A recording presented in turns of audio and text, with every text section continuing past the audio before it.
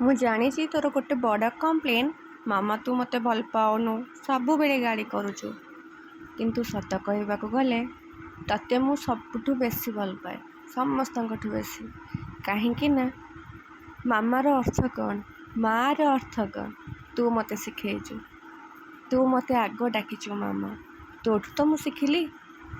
ମାଆ ହେଲା ପରେ କେତେ ଦାୟିତ୍ୱ ବଢ଼ିଯାଏ, ସମସ୍ତଙ୍କଠୁ କିଛି ନା କିଛି ଶିଖିବାର ଅଛି।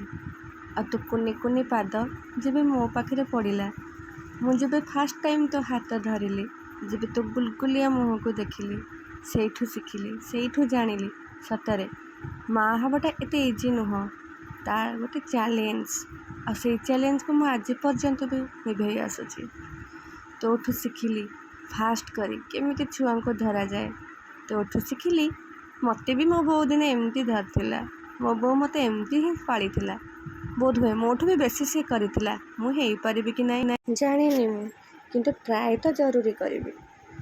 କାହିଁକି ନା ବୋଉଠୁ ଶିଖିଛି ସବୁ କଥା ଏତେ ଇଜି ନୁହଁ, କିନ୍ତୁ ଆମେ ଯଦି ତାକୁ ସମ୍ଭାଳି ନେବା, କରିପାରିବା, ତାହେଲେ ସବୁ ସମ୍ଭବ।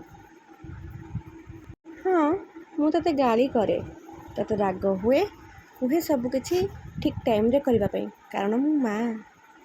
ଆଉ ମୁଁ ଚାହେଁ ମୋ ଛୁଆ ଦୁନିଆର ସବୁଠୁ ବେଷ୍ଟ ହଉ, ତାକୁ କେହି କିଛି କେବେ କିଛି କୁହନ୍ତୁନି, ଆଉ ତା କାମ ଦେଖି ସମସ୍ତେ ଆପ୍ରିସିଏଟ୍ କରନ୍ତୁ।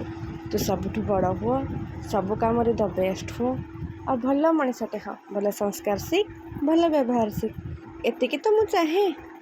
ପାଠ ପଢ଼ିବୁ, ବଡ଼ ହବୁ, ସମସ୍ତଙ୍କୁ ୱେଲ୍ ମ୍ୟାନେଜ୍ ବିହେଭିଅର୍ କରିବୁ, ବାସ୍ ଏତିକି ଆଶା।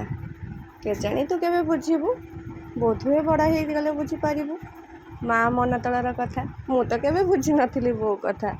ମୁଁ ବି ତାକୁ କୁହେ, ତୁ ମୋ ଉପରେ ରାଗୁଛୁ, ମୋତେ ବହୁତ କଥା କହୁଛୁ, କିନ୍ତୁ ଯେବେ ମୁଁ ମା ହେଲି ଏଇ କଥାଟା ବୁଝିଗଲି।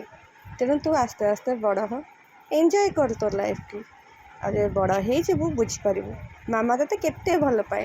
ଢେର ସାରା ଭଲ ପାଇବା ତୋ ପାଇଁ ଅଛି ମନରେ। ଆଇ ଲଭ୍ ୟୁ ଧନ।